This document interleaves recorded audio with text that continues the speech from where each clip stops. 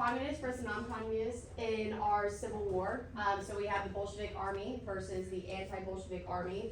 And we already know exactly what happens as far as who is going to emerge as victorious in this Civil War in Russia.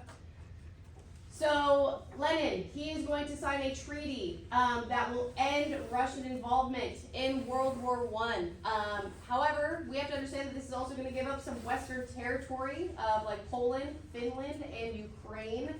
So you guys, we've talked about it in this class before about the conflict right now going on between Russia and Ukraine. So you guys can see how they have had ties for many, many years. So you can see why we are seeing this civil war or this war between the two of them now today. Russia is going to change its name to the USSR, so it's going to be known as the United Soviet Socialist Republic, with the word Soviet representing the workers' union in Russia. Like we've talked about before with socialism, you guys have learned about socialism in previous units. Now, a lot of times we're going to see communist countries say that they are socialist, but that is not the case. Socialism turns quickly into communism quite often. The ending, right? The Russian Civil War is going to end with a Red Army communist victory, but left Russia in a state of ruin, famine, and turmoil.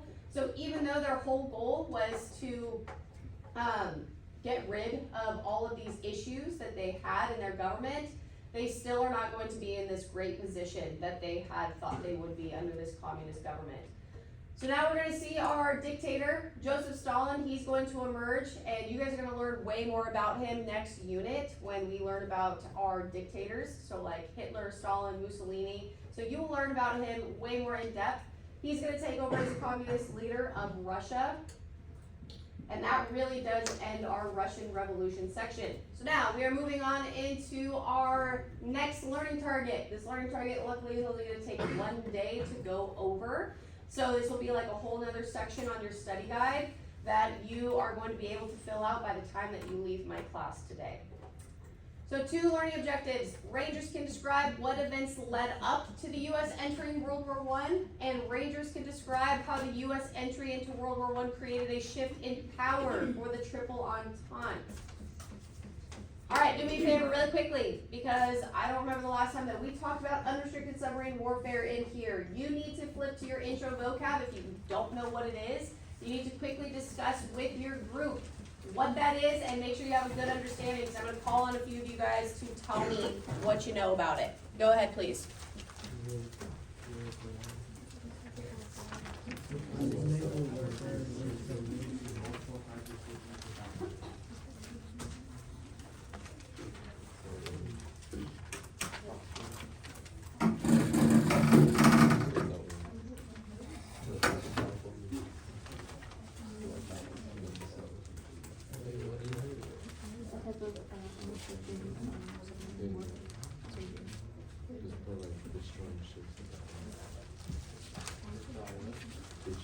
Just destroy ships without warning. They can be cargo ships, they can be carrying people, and it's like they can be anything. They basically shoot down any ships without enemies right there.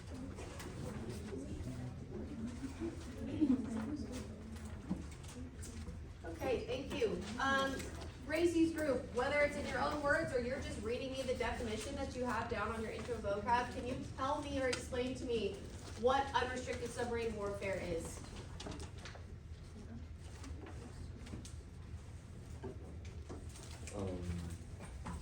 Destroying ships without warning. Destroying ships without warning. Now, a big part of that, who are on these ships that make it such an issue or such a problem? Civilians, right? So regular people. So these are not ships that are war related. They could be like cargo ships. They could just be tankers that, again, have civilians on them that are not involved in war whatsoever. So it's unrestricted, meaning there is without warning. They have no idea that it's going to happen. However, today you are going to learn that these ships, though, at the end of the day, were warned that this would happen. So you guys are going to start gauging an opinion on whether you believe that these ships should have even been in this area or not. All right, flip to your next blank page for me, the one that you wrote down on your table of contents for U.S. entry into World War I, and set up your page like this. However you want to do it, if you want to have your page vertical or horizontal, just make sure that you have 3 separate sections to take notes on. And then the up at top, what you see in the different colors, that's gonna be the 3 topics that you are reading on, taking notes on today. So take a moment to do that for me, please.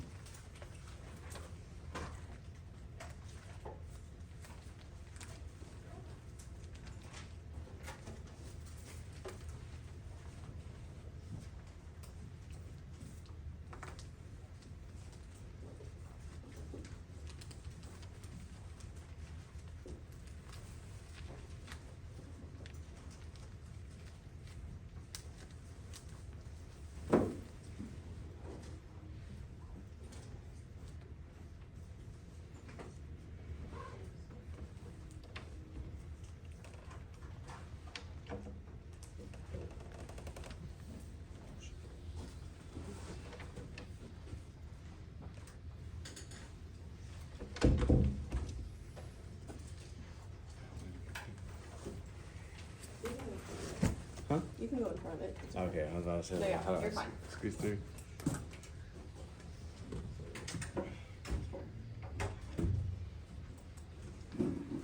Sean was in here. That's where you were.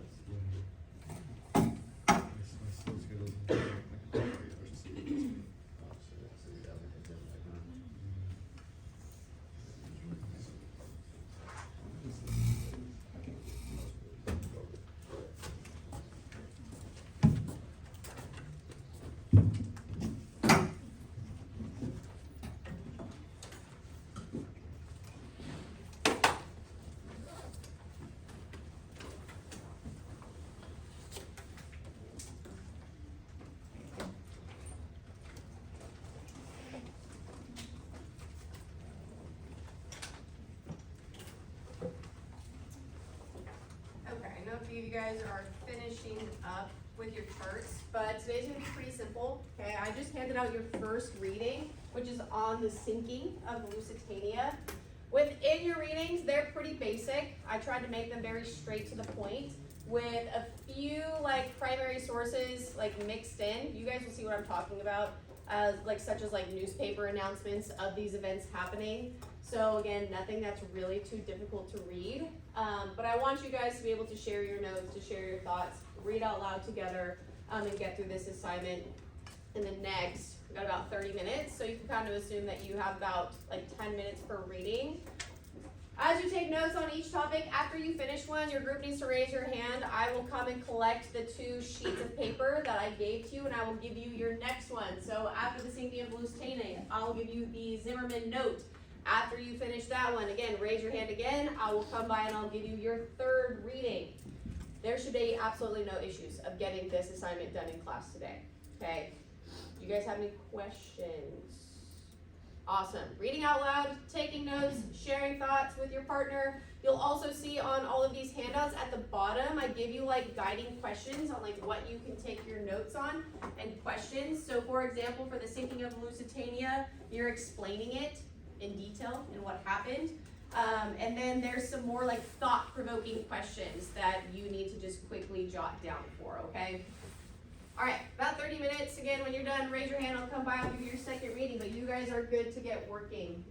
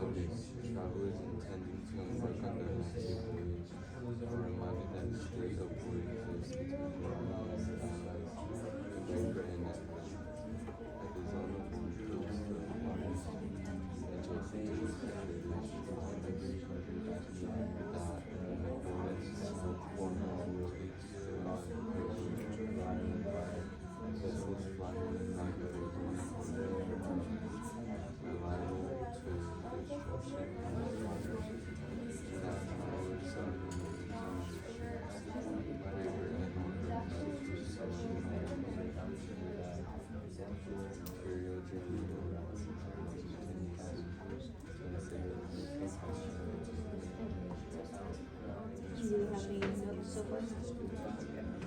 Anything you guys might, it's not there, it's not. Do you think there's anything that could keep this? On May 7th, 1915, the British military captured the island of Lusitania, was torpedoed off the coast of Ireland by a submerged German U-boat.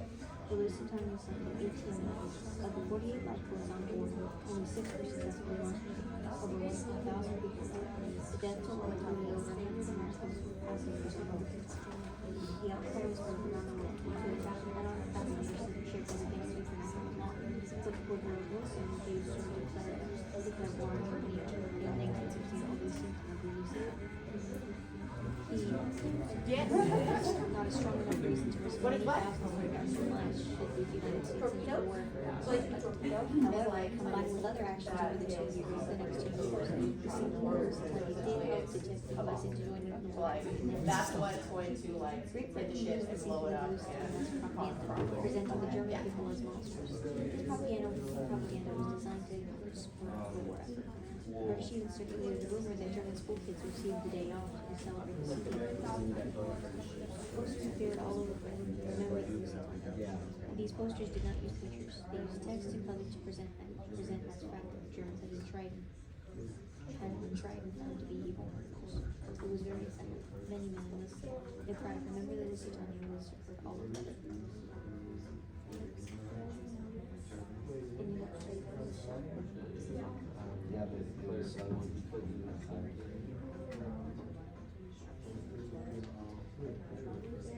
Anything for the sinking of Lusitania itself?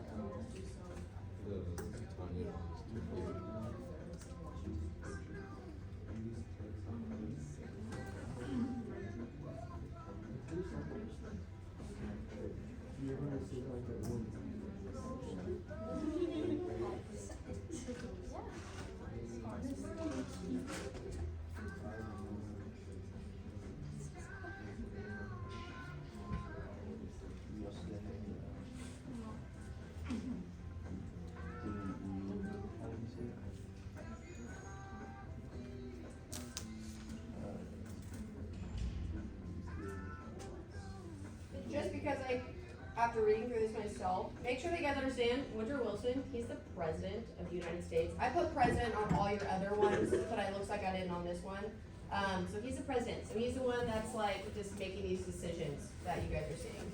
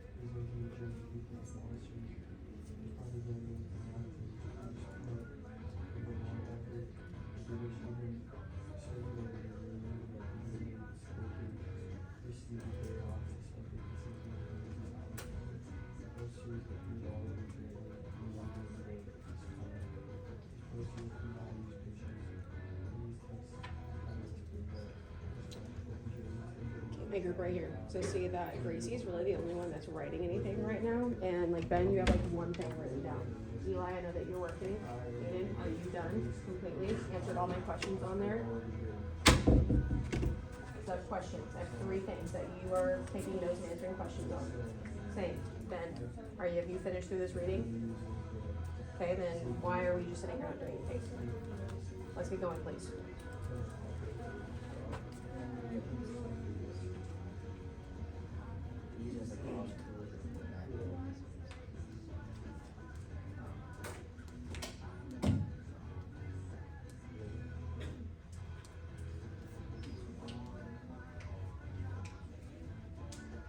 And once you and your group have finished, and it means to be everybody in your group, since you guys are working together, you need to raise your hand and I'll bring you guys that next section. I also see that some of you guys are writing like some notes off here onto the right hand side because you're like trying to get ahead of like US entry into World War I. There's a separate handout for this that you're gonna have more details on. So if you're jotting notes in this right hand side, it's not saying that you have to erase them. You can leave them. Just make sure you leave yourself enough room to take more notes on that section. Are you guys done? Finish.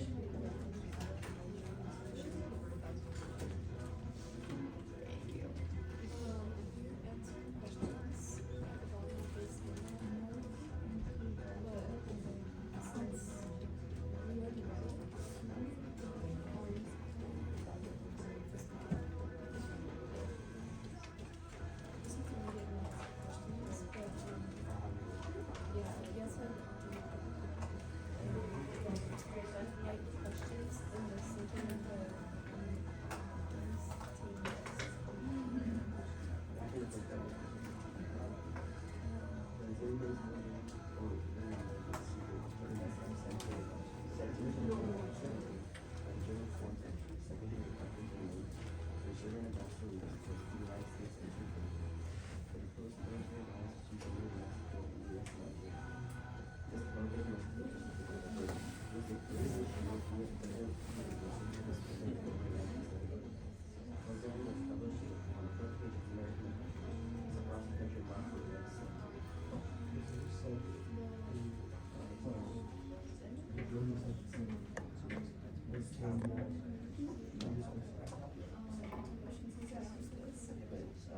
Finish.